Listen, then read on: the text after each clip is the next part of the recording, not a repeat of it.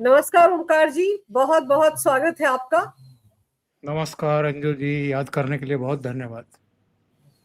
Sir, ये जो आरक्षण में सुधार या आरक्षण की समीक्षा हो, इसके नाम पर जो आंदोलन चल रहा है, इसको कैसे देखा समझा जाए? क्या इस देश में कोई भी एक ऐसी राजनीतिक पार्टी है जो मधुमक्खी के इस छत्ते में हाथ डालेगी? कोई ऐसी पार्टी है जो आरक्षण को सच में हटा सकती है, उसमें सुधार कर सकती है, उसमें समीक्षा कर सकती है?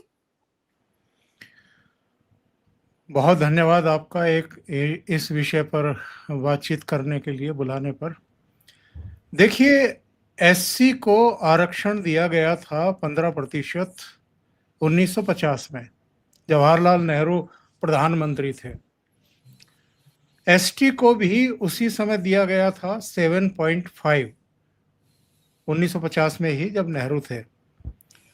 कुल मिलाकर के एससी एसटी को 22.5% आरक्षण उस समय दिया गया था 1950 में। यानी 50 साल वो लगाइए, 26 साल ये लगाइए, 76 साल हो गए हैं। ठीक है, ये 10 साल के लिए दिया गया था और ये कहा गया था कि 10 साल बाद इसको हटा लें। विशेष परिस्थितियों में ही 10 साल और बढ़ाया जा सकता है, यानी उसके बाद इसको हटा लिया जाना चाहिए था। 1970 में तो हट ही जाना चाहिए था। हटा क्या? इतने इतने प्रधानमंत्री रह चुके हैं, जवाहरलाल नेहरू रह चुके, इंदिरा गांधी, बीच में लाल बहादुर शास्त्री, बाद में मोरारजी भाई, चौधरी चरण सिंह रहे, फिर 80 में इंदिरा गांधी आ गई, फिर राजीव गांधी आ गए, फिर आपके वीपी सिंह आ गए, चंद्रशेखर भी बने, पीवी नरसिम्हा राव बने, एचडी देवगौड़ा, आई के गुजराल, अटल बिहारी वाजपेयी, उसके बाद मनमोहन सिंह, और अब नरेंद्र मोदी हैं। कोई वो 10 साल में हटने वाले को या 20 साल बाद हटने वाले को उस 22.5% आरक्षण को हटा पाए क्या? नहीं हटा पाए।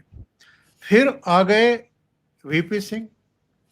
1990 में उन्होंने घोषणा की मंडल कमीशन की रिपोर्ट लागू करने की, जिसमें ओबीसी को 27% आरक्षण और दे दिया गया। यानी कुल मिलाकर के आरक्षण की सीमा हो गई 49.5%। यह घोषणा हुई 1990 में और लागू हुआ 1992 में, जब पीवी नरसिम्हा राव प्रधानमंत्री थे। कोई उसके बाद इसको हटा पाया क्या, या हटाने की हिम्मत कर सकता है क्या? और 2019 में प्रधानमंत्री नरेंद्र मोदी ने, उनकी सरकार ने ईडब्ल्यूएस, जो सवर्ण गरीब हैं, उनको आर्थिक आधार पर 10% अतिरिक्त आरक्षण दिया, क्योंकि 50% की कैप लगी हुई थी सुप्रीम कोर्ट की कि इससे ज्यादा आप आरक्षण नहीं दे सकते।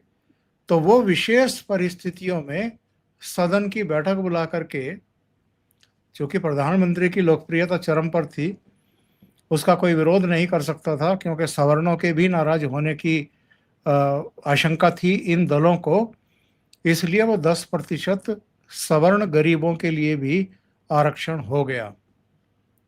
तो कुल मिलाकर के हो गया 59.5%। हटा सकता है कोई इसको? कौन हटाने की हिम्मत करेगा? एक हद तक मांग तो ठीक है कि भाई हर तरह का आरक्षण आप खत्म कर दीजिए। जो प्रतिभाएं हैं, जैसे नीदरलैंड में है भाई, अगर कोई प्रतिभाशाली है तो वो आगे आए, बहुत सारे पश्चिमी देशों में है, उसको स्थान मिलना चाहिए। लेकिन चलिए साहब, हमारे यहाँ आरक्षण की व्यवस्था है इस नाम पर कि ये सामाजिक रूप से, आर्थिक रूप से, शैक्षिक रूप से पिछड़े हैं। इनको मुख्य धारा में लाने के लिए, विकास की मुख्य धारा में लाने के लिए आरक्षण की जरूरत है। लेकिन उसमें तो बहुत सारी बुराइयां हैं। क्या उसकी कोई समीक्षा कर पाए क्या? आज तक कोई भी सरकार क्या कर पाई? जैसे एक ही परिवार को बार बार आरक्षण की सुविधा क्यों? और बहुत सारी जातियां हैं, SC ST ही नहीं, पिछड़ों में भी बहुत सारी जातियां हैं। क्या सभी जातियों को आरक्षण की व्यवस्था का समान रूप से लाभ मिलता रहा है, या बहुत सारी जातियां ऐसी रह गई हैं जो इस लाभ से वंचित ही हैं, उनको नहीं मिल पाता है? लेकिन सवाल ये है कि कौन इसकी समीक्षा करेगा, कौन पुनर्निर्धारण करेगा? क्योंकि ये तो जो मधुमक्खियां होती हैं उनके छत्ते में हाथ डालने की तरह है। आप किसी के साथ जरा सा भी छेड़छाड़ करेंगे तो आपका जनाधार गया, आप सत्ता से बाहर दिखाई देंगे सीधे सीधे।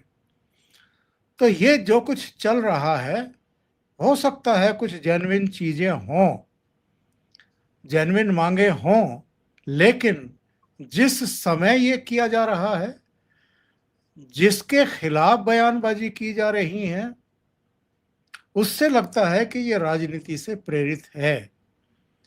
क्योंकि नरेंद्र मोदी ने तो SC ST को आरक्षण नहीं दिया, ये तो 1950 में नेहरू के समय से लागू है, ये तो संविधान सभा के समय से और अंबेडकर की पहल पे ये सब हुआ था।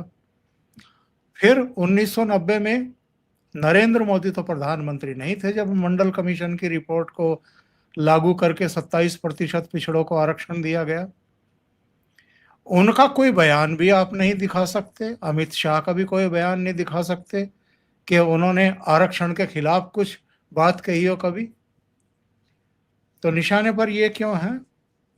उन्होंने तो बल्कि सवर्णों को, जो ये कभी जंतर मंतर पर इकट्ठा होते हैं, कभी सोशल मीडिया पर एक पूरा माहौल बनाते हैं, इन्होंने तो गरीब सवर्णों को 10% आरक्षण देने का दुस्साहस दिखाया है, जो इससे पहले कोई प्रधानमंत्री दिखा नहीं पाया, कोई सरकार दिखा नहीं पाई। तो फिर इनको गालियां क्यों दी जा रही हैं?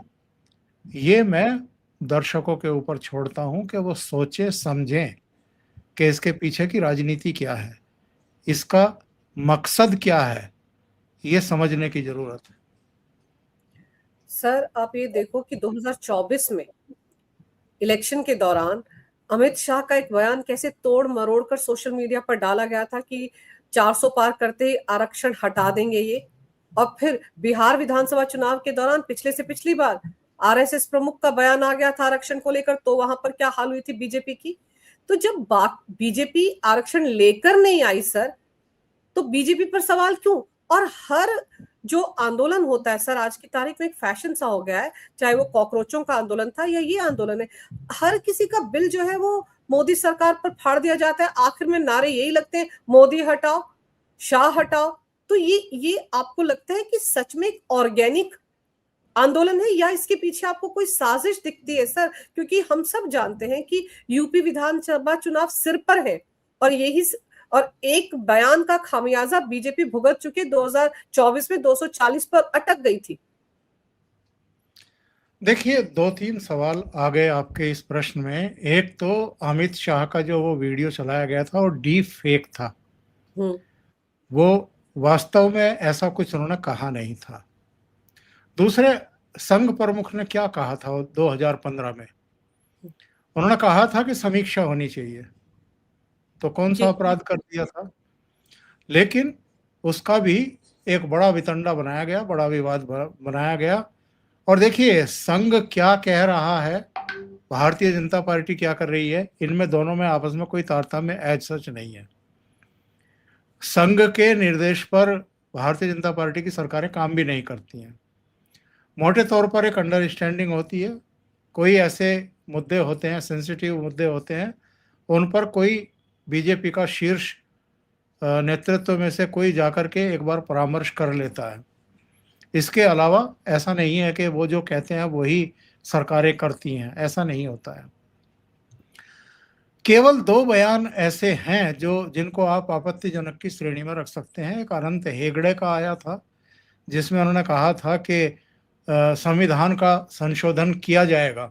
उन्होंने भी ये नहीं कहा था कि आरक्षण हटाया जाएगा, संविधान संशोधन किया जाएगा। तो संविधान संशोधन तो 125 से ज़्यादा हो चुके हैं जब से ये संविधान बना है, तो उसमें भी कोई अपराध नहीं था, लेकिन उसको भी एक लल्लू जो इनके अयोध्या फैजाबाद से सांसद हुआ करते थे, उन्होंने कह दिया कि 400 से ज्यादा सीटें इसलिए चाहिए कि हमें संविधान बदलना है। वो ज्यादा डैमेज करने वाला बयान था। तो चलिए वो भी आई गई बात हो गई, लेकिन क्या कभी जो शीर्ष नेतृत्व जिसको कहते हैं नीति नियंता, जो सारी नीतियों का एक तरीके से पालन भी करते हैं, लागू भी करते हैं, नीचे तक वो चीजें पहुंचाते हैं, मैं दो मानता हूं, प्रधानमंत्री नरेंद्र मोदी और गृह मंत्री अमित शाह। क्या उन्होंने कभी ऐसा कोई बयान दिया? नहीं दिया। और उन्होंने तो उल्टे 10% आरक्षण गरीब सवर्णों को भी देने का साहस किया, जो इससे पहले कोई प्रधानमंत्री नहीं कर पाए, कर भी नहीं सकते थे, यही कर सकते थे।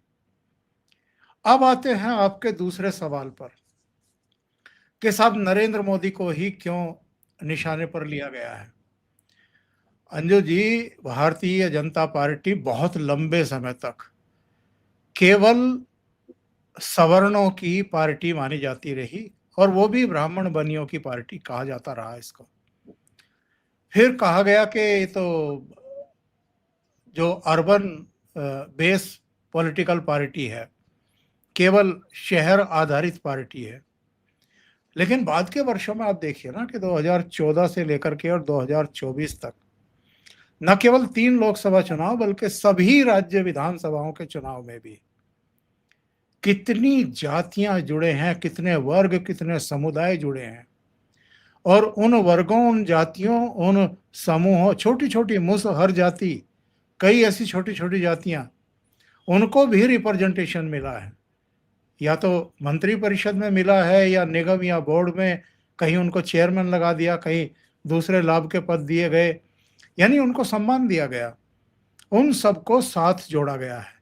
और ये पार्टियां पहले किसके साथ थी?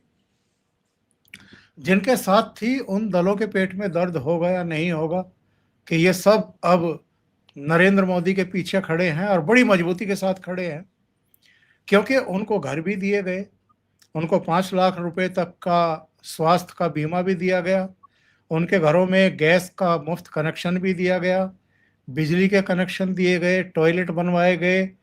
किसी के सिर पर अगर छत नहीं हो और उसको आप एक घर बना करके दे दें और जो बेसिक सी रिक्वायरमेंट है उनकी वो पूरी कर दें, और 80 करोड़ जनता को अगर पिछले 5-6 सालों से, कोविड काल से ही, अनाज भी दिया जा रहा है, भोजन की भी चिंता की जा रही है, तो ये पॉलिटिकल पार्टियां अगर बिलबिलाएंगी नहीं तो क्या। और वो जो गरीब गुरबा महिलाएं हैं जो बड़ी वोकल दिखाई देती हैं प्रधानमंत्री नरेंद्र मोदी के लिए कि हम उनके साथ खड़े हैं, तो इनकी परेशानी की वजह वो है। इसलिए ऐसे सेंसिटिव मुद्दे उठाओ और बेवजह प्रधानमंत्री पर अटैक करो। भाई लेना एक ना देना दो उनका। अब मुझे ये बताइए, ये जो अलग अलग प्रजाति के लोग, कोई एक बिहार की पॉलिटिकल पार्टी की प्रवक्ता, वो किसी चैनल पर बैठ करके कहती है कि इन सवर्णों के खिलाफ तो झूठे मुकदमे भी दर्ज कराने पड़े तो करवाओ। फिर कोई उत्तर प्रदेश को या बिहार से ही बिलोंग करने वाला कोई यूट्यूबर या सोशल मीडिया पर सक्रिय कोई व्यक्ति उठता है, वो गाली गलौज करना शुरू कर देता है। फिर कोई तीसरा शुरू हो जाता है, फिर कोई चौथा जो है आवाजें निकालना शुरू करता है, फिर जो है ये जंतर मंतर पर जमावड़ा शुरू कर देते हैं, और उसके बाद बड़े टैक्टिकल तरीके से, बड़े नियोजित तरीके से कुछ पॉलिटिकल पार्टियों के नेताओं के बयान शुरू होते हैं। क्या है ये? क्या हम लोग अपने तटस्थ बुद्धि विवेक से ये नहीं समझ पा रहे हैं कि ये क्यों किया जा रहा है? और अनेक यूट्यूबर्स, सोशल मीडिया इन्फ्लुएंसर्स, वो सब शुरू हो जाते हैं, और सबके निशाने पर कौन है? प्रधानमंत्री नरेंद्र मोदी। अच्छा, पुणे में कोई जमावड़ा होता है, उसमें मैक्सिको के फुटबॉल मैच की के जमावड़े की तस्वीर लगा करके उसको प्रचारित किया जाता है और ये कहा जाता है कि बस अब तो ये पुणे में जमावड़ा करने वाले और बड़ा सुंदर सा डिजाइन लेक्चर देने वाले तो अब प्रधानमंत्री बनेंगे देश के। बाद में भंडाफोड़ हो जाता है कि ये तो मैक्सिको की वीडियो लगा करके ये जमावड़ा दिखाया गया है। ये जरा समझने की जरूरत है कि ये सब तमाशा क्यों हो रहा है और कौन लोग कर रहे हैं। अच्छा ये बताइए, अभी पिछले कुछ दिनों में जो दो और घटनाएं हुई हैं इसी से मिलते जुलते, एक यूजीसी को लेकर के काफी इस देश में उबाल लाने की कोशिश की गई। बहुत हद तक वो अपने मकसद में कामयाब भी हुए, समाज में भी तनाव पैदा करने की कोशिश हुई, जो एकजुट सनातनी थे उनको बांटने की कोशिश भी हुई, और अब फिर वही हो रहा है। राम मंदिर में चढ़ावे में अगर किसी ने हाथ साफ करने की कोशिश की, किसी नोट गिनने वाले गुट के भीतर कुछ ऐसे तत्वों की नीयत खराब अगर हो गई और उन्होंने 2-4, 10-5 लाख या 2-4 करोड़ रुपया इधर उधर करने की साजिश रची, तो वो पकड़ में आ गए, उनको गिरफ्तार भी कर लिया गया, बरामदगी भी हो गई। ट्रस्ट में जिनकी जिम्मेदारी थी उन पर नजर रखने की, सीसीटीवी फुटेज को महफूज रखने की, वो अपनी जिम्मेदारी में अगर नाकाम रहे तो उनको ट्रस्ट से बाहर भी कर दिया गया। तो उसके बाद ये वितंडा खड़ा करने की क्या जरूरत थी? ये संसद भवन परिसर में आप पप्पू यादव को पुजारी बना करके बैठा देते हैं, जो फैजाबाद का सांसद है, जिसको अयोध्या का सांसद बताते हैं, ये अवधेश प्रसाद, उसके सिर पर कनस्तर एक गुल्लक के रूप में रखने की क्या जरूरत थी? तमाशा करवाने की क्या जरूरत थी? ये जो डिम्पल यादव, अखिलेश यादव और इनके दूसरे जितने भी लाल टोपीधारी हैं, ये रोज उस कनस्तर में आकर के दान दक्षिणा क्यों दे रहे थे और उसको लूट करके भागते हुए वीडियो क्यों शूट करवाए जा रहे थे? अंजू जी, ये बहुत गहरी साजिश है। जो मैंने बताया है कि नरेंद्र मोदी ने चूंकि संसद के सेंट्रल हॉल के पहले भाषण में एक बात कही थी, और वो मिल जाएगी अगर हम उसको सर्च करेंगे। अडवाणी जी से लेकर के मुरली मनोहर जोशी सारे मंच पर बैठे हुए थे। तो नरेंद्र मोदी ने कहा था कि मेरी सरकार जो समाज के बिल्कुल अंतिम छोर पर बैठा हुआ गरीब गुरबा है उसके लिए काम करेगी, और उन्होंने किया है, करके दिखाया है। उनकी कथनी करने में कोई अंतर नहीं है, उन्होंने उन गरीबों के लिए ही काम किया है। वरना जो ये अंतर्राष्ट्रीय वित्तीय संस्थाओं की रिपोर्ट है कि करीब 25 करोड़ लोगों को गरीबी की रेखा से नीचे से ऊपर लेकर के आए हैं नरेंद्र मोदी। ये ऐसे ही हो गया क्या? जादू की छड़ी थी क्या? और ये जो गरीब गुरबा महिलाएं, ये चुनाव के समय पे बहुत सारे चैनलों के रिपोर्टर घूमते हैं, लोगों से बात करते हैं, मैं नाम नहीं लेना चाहता, ऐसे कई चेहरे हैं, उनके मुंह पर महिलाएं कहती हैं कि हम तो नरेंद्र मोदी के साथ हैं। गरीब गुरबा महिलाएं क्यों कहती हैं वो? क्योंकि उनको स्ट्रेंथन किया है। उनके घरों में वो जो चिंताएं होती थी कि शाम को खाना कैसे बनेगा या हम रहेंगे कहाँ, जो टाटपट्टी में कहीं एक मलिन सी बस्तियां बना करके बहुत ही नारकीय जीवन जीने के लिए अभिशप्त कर दिए गए थे, जिनके लिए कभी कुछ किया नहीं गया था, जी। उनके लिए नरेंद्र मोदी ने किया है। तो इनको परेशानी इस बात की है कि जो हमारा वोट बैंक हुआ करता था, एक तो उसको भगा रहे हैं जिन देशों से वो आए थे, दूसरे इन गरीब गुरबाओं को जो अर्बन बेस पार्टी कही जाती थी, बनियों ब्राह्मणों की पार्टी कही जाती थी, उस पार्टी के नेतृत्व ने अपने साथ जोड़ लिया है। तो इसलिए ये तरह तरह के जो वितंडे खड़े किए जाते हैं, जो साजिशें रची जाती हैं, मैं इसको पूरे प्रकरण को, पूरी साजिशों को इसी तरीके से देखता हूँ। सर, ये जो अखिलेश यादव है, मंदिर का मुद्दा पे उठा रहे थे, इनको लग रहा है उस मुद्दे पे खेला जाए विधानसभा चुनाव प्रचार के दौरान। इन्होंने एक ट्वीट किया, इन्होंने लिखा, आरक्षण सुधार के नाम पर आरक्षण समाप्ति का षड्यंत्र पीढ़िए समाज के खिलाफ एक और गहरी साजिश है। आरक्षण पीढ़िए का अधिकार है, किसी की इच्छा विषय नहीं। सर, ये बीजेपी पर आरोप लगा रहे हैं, भाई बीजेपी ने थोड़ी बैठाया इन लोगों को, और ये तो आरक्षण के नाम पर पहले से खेलते आ रहे। इन्होंने ही अमित शाह का, इन्हीं की जमात ने अमित शाह का वीडियो तोड़ मड़ोड़ कर लोकसभा चुनाव के दौरान जगह जगह दिखाया था, बड़े बड़े स्क्रीन पर दिखाया था। अब ये वाला खेल भी करेंगे क्या? उत्तर प्रदेश की विधानसभा चुनाव से पहले योगी को टारगेट करेंगे इसी मुद्दे पर, जबकि ब्रिजेश पाठक ने तो आनंद फानन में एक दो युवकों के साथ बाकायदा प्रेस कॉन्फ्रेंस भी कर डाली लखनऊ में कि इस मुद्दे को शांत करवाएंगे, सरकार तक इनकी मांगे पहुंचाएंगी। उसके बावजूद अखिलेश यादव ये कर रहे हैं, तो इनके भी क्या तार जुड़े हुए कुछ इस तरह के? इनकी भी मंशा है कि इसको बड़ा बनाया जाए इस मुद्दे को। दर्शकों पर छोड़ देते हैं अंजू जी कि ये सब तमाशे कौन करवा रहा है, किसके डिजाइन किए हुए हैं, किसको इससे लाभ मिलेगा, किसको इससे नुकसान पहुंचाने की चेष्टा हो रही है। लेकिन जो ये समाप्ति की बात कर रहे हैं, आरक्षण समाप्ति की, किसने कहा है आरक्षण समाप्त करने का? क्या बीजेपी के शीर्ष नेतृत्व में से किसी का कोई बयान है? तो अखिलेश यादव को यह साफ करना चाहिए। आरक्षण सुधार की बात भी किसने कही है? क्या बीजेपी के शीर्ष नेतृत्व ने कही है, या कोई और डिमांड कर रहा है? और अगर कोई और डिमांड कर रहा है तो भैया वो किसका डिजाइन किया हुआ है ये बताओ। पहले इसकी तहकीकात कर लो कि उसमें चाबी किसने भरी हुई है जो ये मांग कर रहा है कि आरक्षण में सुधार करो या आरक्षण को समाप्त करो। कौन है उसके पीछे? भारतीय जनता पार्टी को तो कोई फायदा नहीं है आरक्षण में सुधार करके या आरक्षण को समाप्त करके, उसे कोई फायदा नहीं है।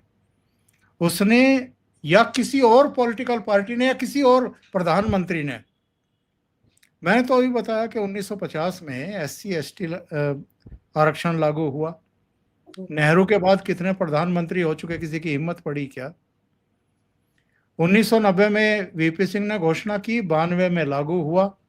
यानी जनता दल की मिलीजुली सरकार थी जब ये मंडल कमीशन की रिपोर्ट लागू करने का ऐलान हुआ। पीवी नरसिम्हा राव कांग्रेस के प्रधानमंत्री थे जब वो लागू हुआ। 2019 में नरेंद्र मोदी ने 10% सवर्ण गरीबों को भी आरक्षण दिया। ठीक है। आज ही राजनाथ सिंह जी का एक बयान वायरल हुआ है जिसमें उन्होंने कहा है कि कोई माई का लाल आरक्षण को समाप्त नहीं कर सकता। तो भाई कौन सा चश्मा लगा करके बैठते हैं कि ये बयान आपको दिखाई नहीं देते? और कहां से आपको ये ज्ञान प्राप्त हो रहा है कि आरक्षण में सुधार का कोई प्रस्ताव लेकर के आ रही है बीजेपी या केंद्र सरकार या कोई राज्य सरकार, या उसको समाप्त करने का कोई प्रस्ताव है? तो ये जानबूझ करके सब कुछ खड़ा किया जा रहा है, डिजाइन किया जा रहा है। और इसका एकमात्र मकसद ये है अंजू जी कि 2027 फरवरी में 5 राज्यों में चुनाव हैं। उत्तर प्रदेश में चुनाव है और पंजाब का नाम लूंगा, बाकी 3 स्टेट का मैं नाम भी नहीं ले रहा। पंजाब में करीब 32% के आसपास दलित हैं और उत्तर प्रदेश में भी बड़ी तादाद है।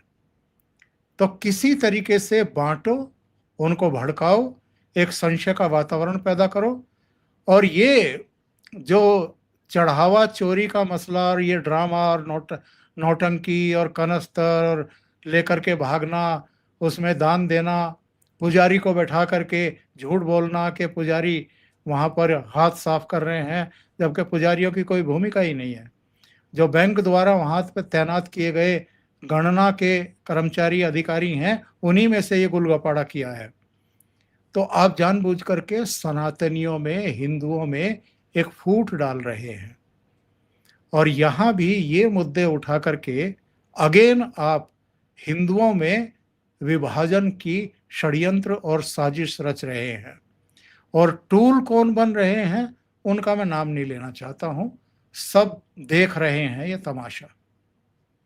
सर, जो लोग बैठकर इसकी मांग भी कर रहे हैं समीक्षा की या सुधार की, उनको भी तो ये समझना होगा कि इतने साल गुजर जाने के बाद भी किसी भी एक पार्टी के प्रधानमंत्री ने आरक्षण को खत्म नहीं किया, क्रीमी लेयर को खत्म करने की बात नहीं की, वंचितों को आगे मिले या उस पर्टिकुलर जाति में से नीचे के लोगों को मिले, इस पर भी बात नहीं होती है सर।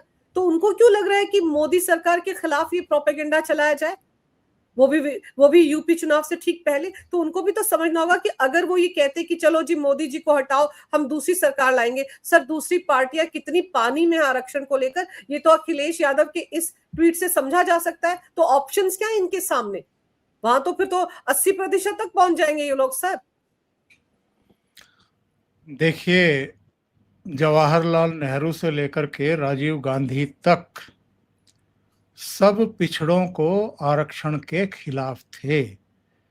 जितनी भी काका केलकर से लेकर के और मंडल कमीशन तक की जितनी रिपोर्ट आई थी, जितनी सिफारिशें आई थी, सबको दबा करके बैठे हुए थे।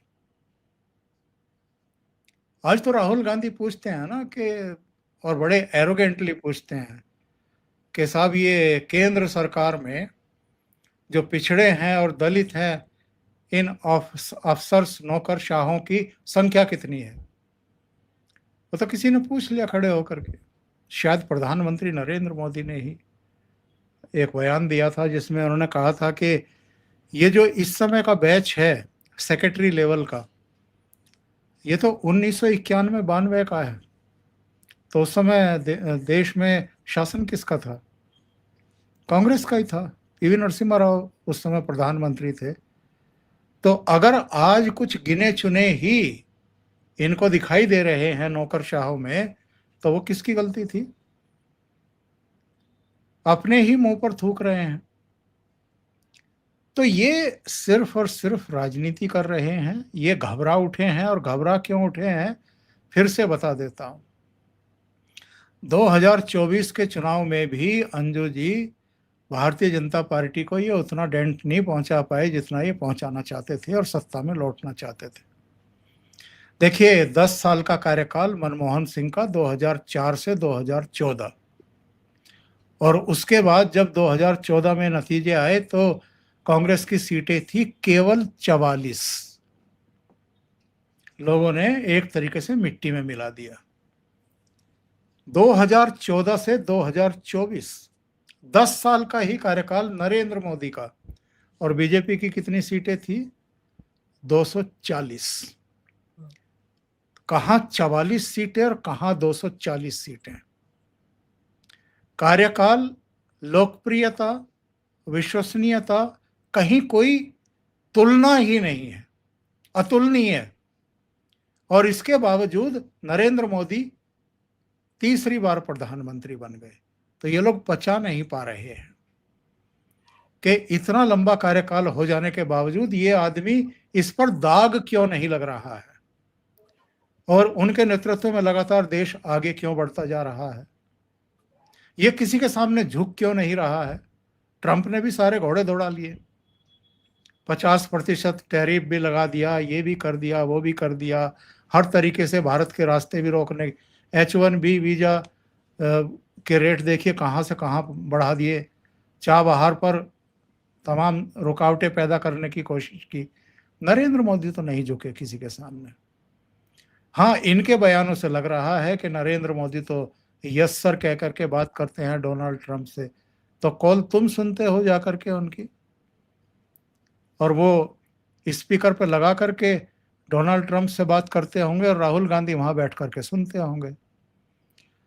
तो ये इनके फ्रस्ट्रेशन है, ये इनकी साजिशें हैं, और ये हर तरह के हथकंडे अपना रहे हैं कि किसी तरीके से भारतीय जनता पार्टी और नरेंद्र मोदी को नुकसान पहुंचा दें। नुकसान पहुंचा पाएंगे कि नहीं पहुंचा पाएंगे, क्योंकि कुछ थोड़े से, मैं कम समझदार कहूंगा, या बहुत सारे दुष्प्रचार में, या बहुत सारे भोंपू जब चारों तरफ से बजते हैं और सोशल मीडिया पर जो लट्ठम लट्ठा होती है, उसमें कई बार लोग बहक भी जाते हैं, उकसावे में आ भी जाते हैं और भ्रमित भी हो जाते हैं। लेकिन क्या वो जो थोड़ा बहुत नुकसान होगा, क्या वो वाकई निर्णायक होगा, या फिर इनको निराशा हाथ लगेगी? सर जैसे आपने एक फैक्ट बताया ना कि 2014 में कांग्रेस को 44 सीटें मिली थी। आप याद कीजिए 2004 और 2009 में जब इन्होंने कोalition वाली सरकार बनाई थी तब भी इनकी 144 और 140 सीटें ही थी। ये तो दो एक 240 सीटों वाली बीजेपी मोदी सरकार को कह रहे थे ना कि माइनॉरिटी वाली सरकार है। अपने गिरेबान में नहीं झांक रही कि 2004 में 140 थी मेरे ख्याल से और 2009 में भी 144 थी। नहीं, 2004 में इनकी 145 थी और भारतीय जनता पार्टी की 138 थी।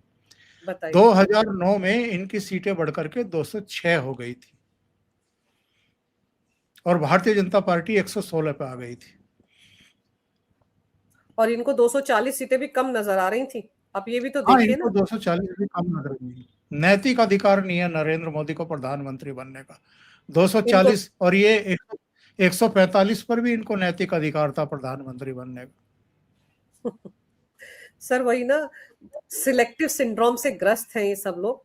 लेकिन फिलहाल तो ये जो आरक्षण का मुद्दा है सर, ये किस करवट आगे बढ़ता है ये देखना भी दिलचस्प होगा। लेकिन समझ में टाइमिंग भी आ रही है और जिस तरह से इस पर चीखना चिल्लाना शुरू कर दिया अखिलेश यादव एंड कंपनी ने, तो भी समझ में आ रहा है कि वो कहीं ना कहीं फिर से 2024 वाला गेम प्लान खेलने की कोशिश कर रहे हैं। लेकिन कोई भी मधुमक्खी के इस छत्ते में कभी हाथ नहीं डाल पाया, ना ही डालेगा, ये सबको पता है। इसलिए ये लोग इसका फायदा उठाना चाहते हैं इस पूरे मुद्दे का अपने हिसाब से। लेकिन ये कहीं नहीं कह पाएंगे कि हम ऐसा कुछ कर सकते हैं। सर आपने समय निकाला, बहुत विस्तार से इस विषय पर बहुत अहम जानकारी मेरे दर्शकों को दी। आपका बहुत बहुत धन्यवाद। नमस्कार। जय हिंद। जय हिंद।